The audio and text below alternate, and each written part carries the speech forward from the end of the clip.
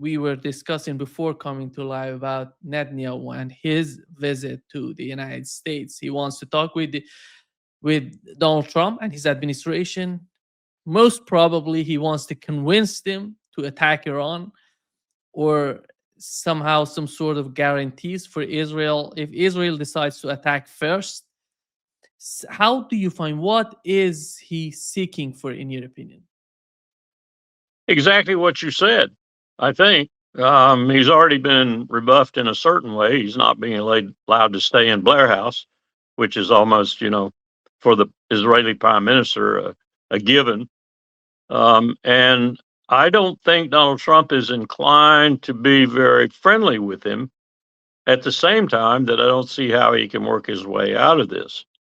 He's got a situation going now that he set up, essentially, I think, and I do believe this, essentially to put Netanyahu in a box and to work out some sort of arrangement with Iran that wouldn't include a major conflict.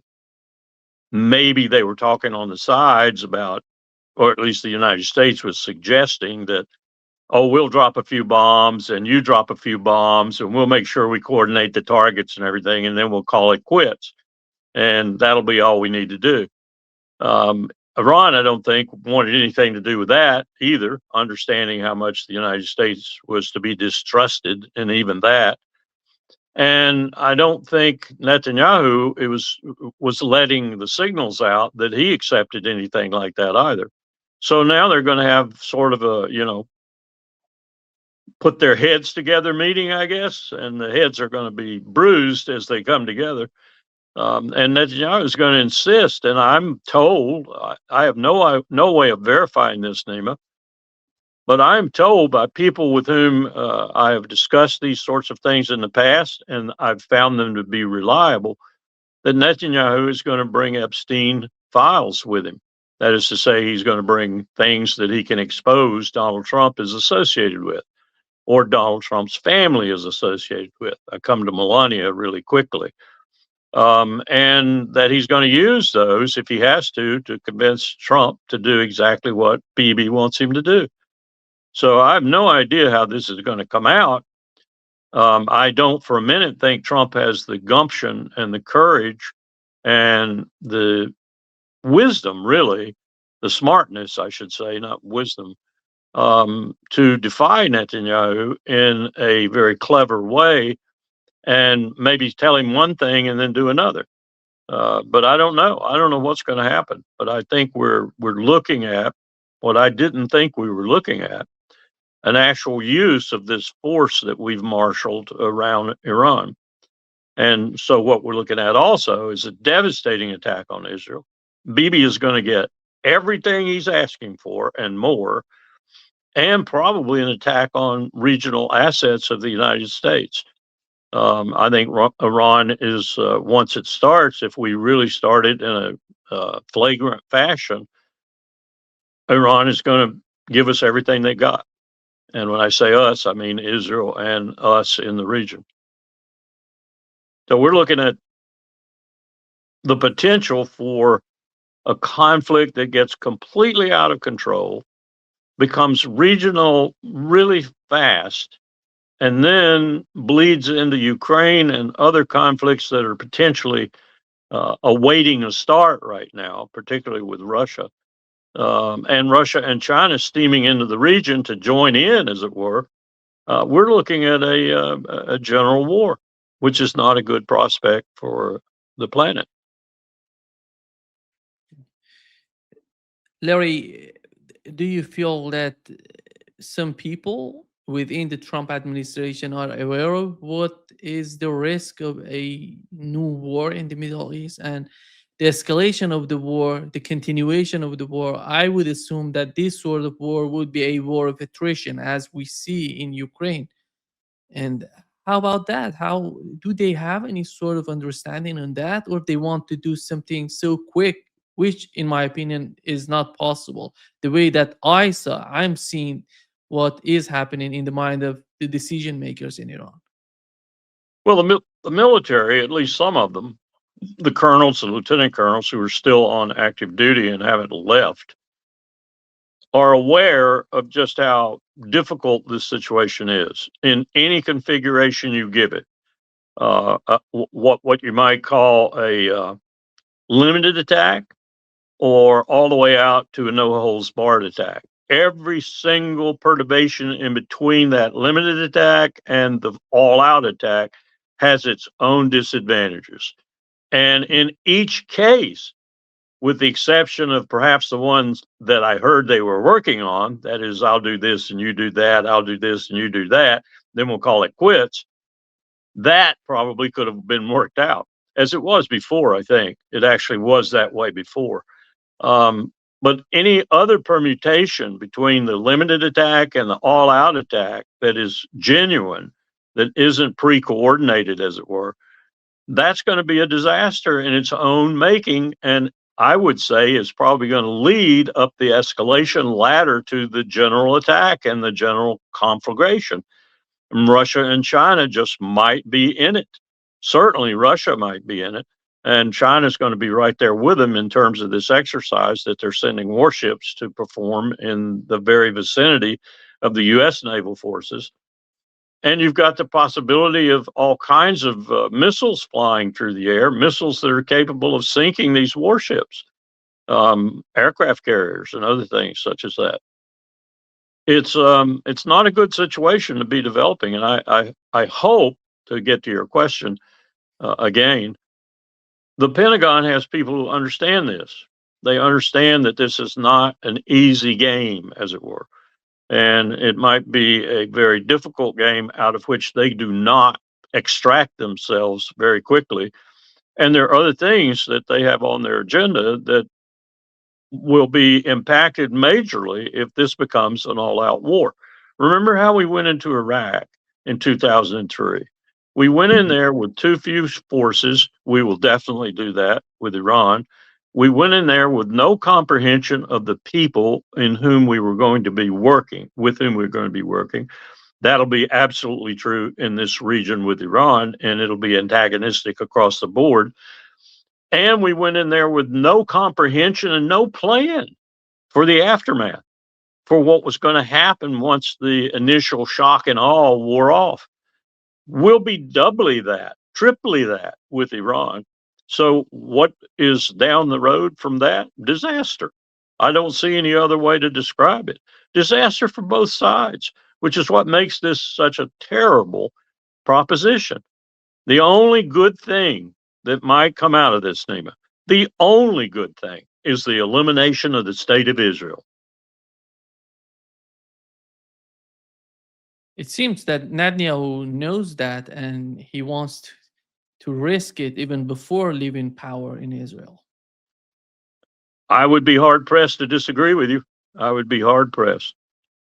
I think he's got it on his bucket list as the last thing to do, and that if he doesn't do it, he'd just as soon die in the process of not doing it. And so he's willing to commit suicide over this last and final act of his extended presidency, premiership, leadership, whatever you want to call it.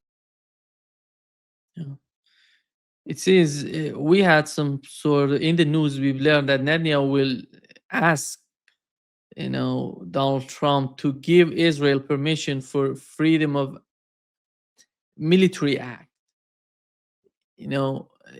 It seems that even he wants to propose to Donald Trump, if they reach some sort of agreement, they have to give the permission. Let's go the other way. You have to give the permission to Israel that they can attack Iran anytime, any moment they decide to attack.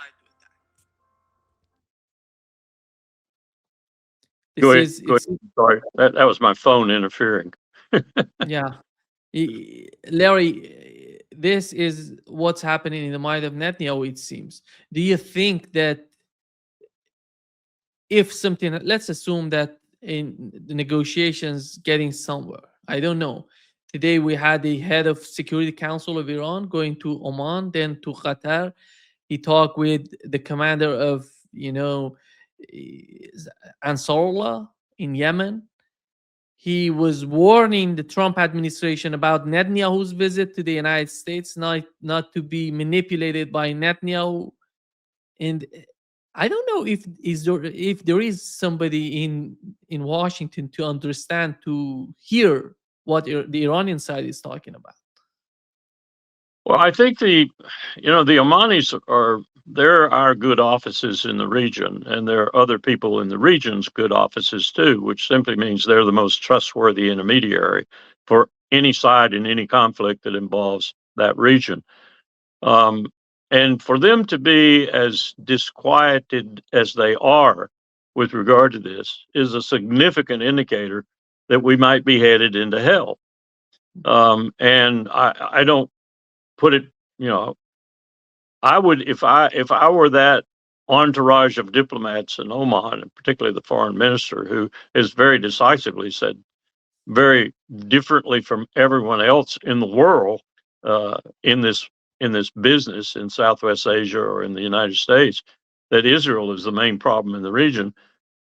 They're probably as frustrated as anybody else. They don't see anything that they can do about this other than continue to offer their good offices and continue to talk to all sides. And this includes the Arab countries too, not just Iran and not just the United States.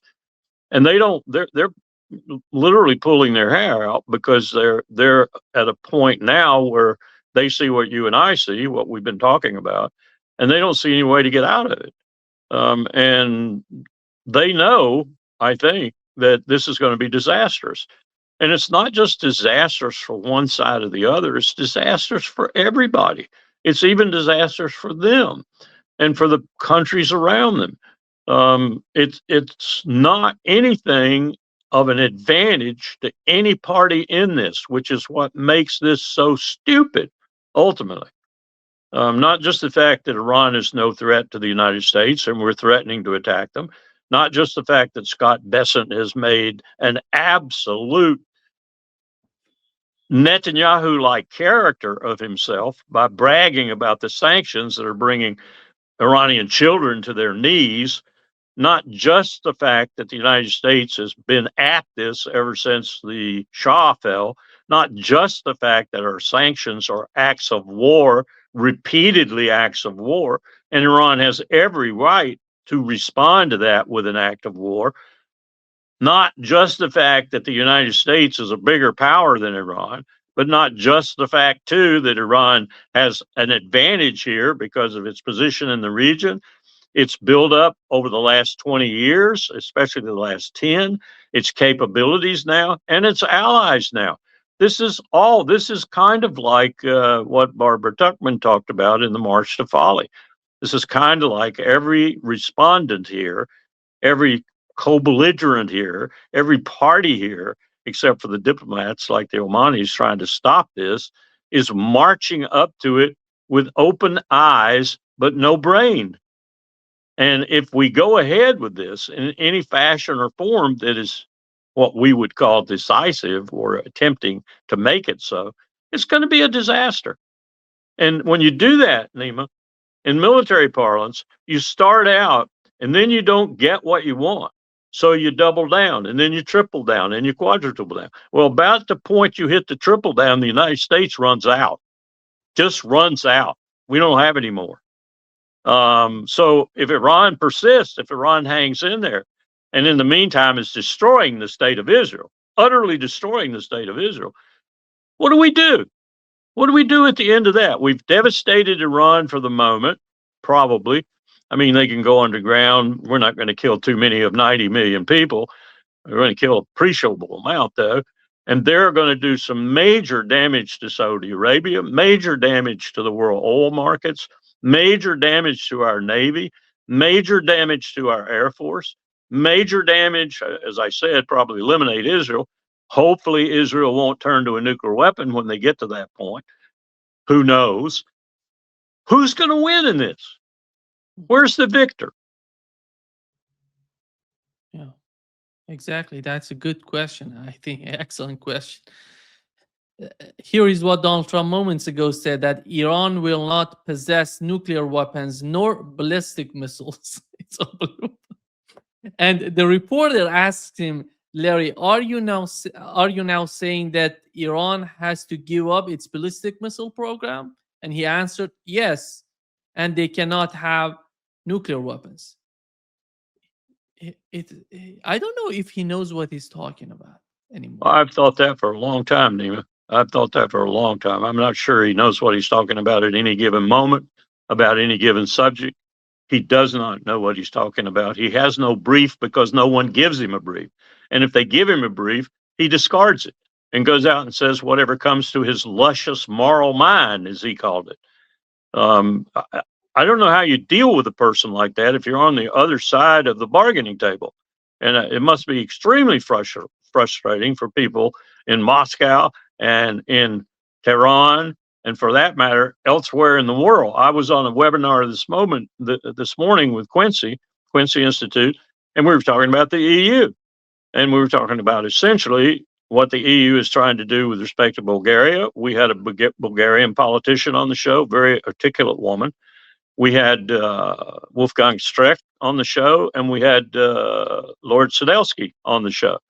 And it was one of the best webinars I've ever listened to. But it was, again, an explanation of how screwed up, in this case, Europe, in the EU in particular, but how screwed up the world is because, and partly as the responsibility of this administration. Now, it didn't just start with them. It started with Joe Biden. It started earlier than that. It started back when Papa Bush was eliminated from the entourage and we got all these idiot presidents. But nonetheless, they've got the same angst over Europe that I have right now over Southwest Asia. We didn't even talk about Southwest Asia.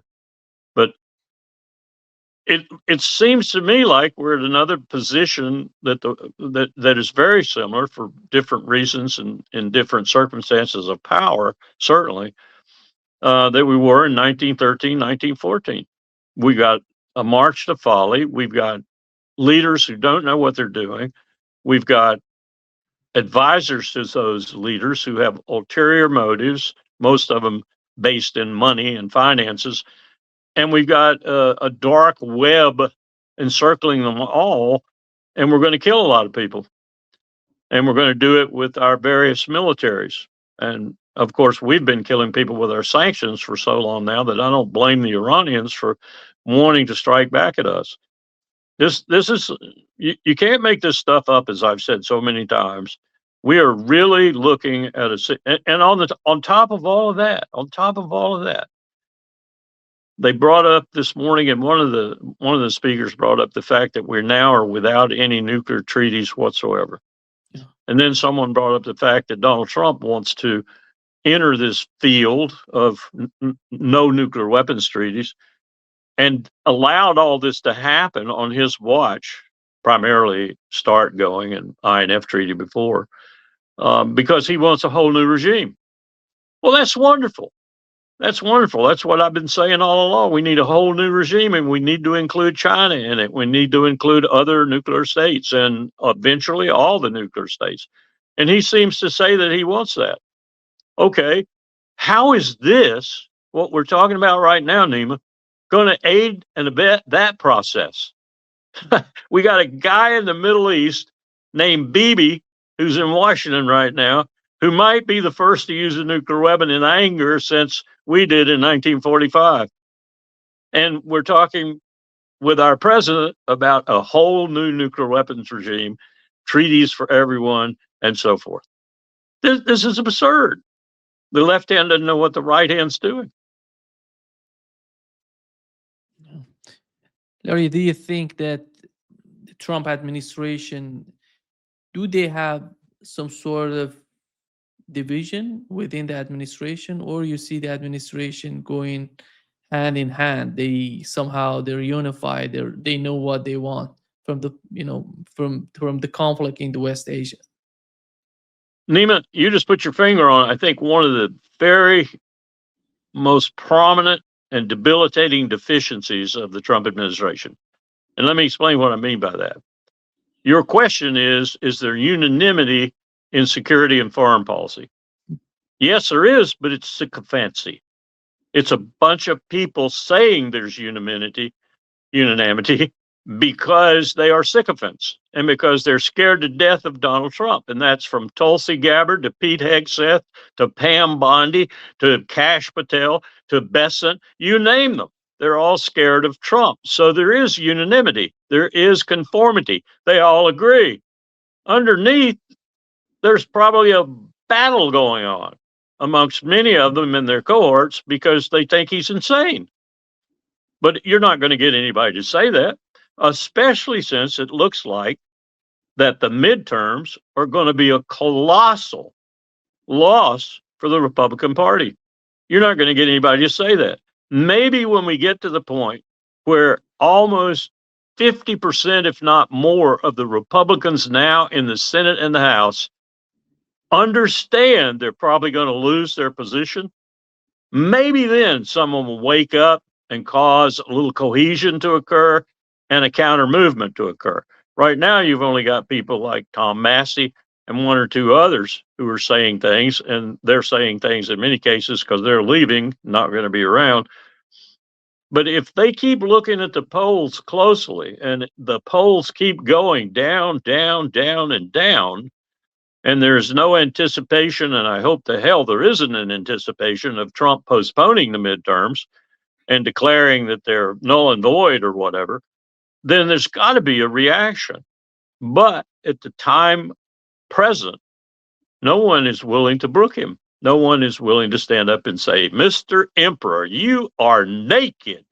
You have no clothes on. Do you understand the problems you've created for us? No, they're not willing to say that. So there is unanimity across the administration. You even have Tulsi Gabbard, of all people, acting as the prime sycophant. You know, there's nothing I've done that is wrong, and there's nothing Donald Trump has done that's wrong. Well, and we're getting along fine. And throw in Melania's documentary, and it almost makes you ill. It almost makes you ill.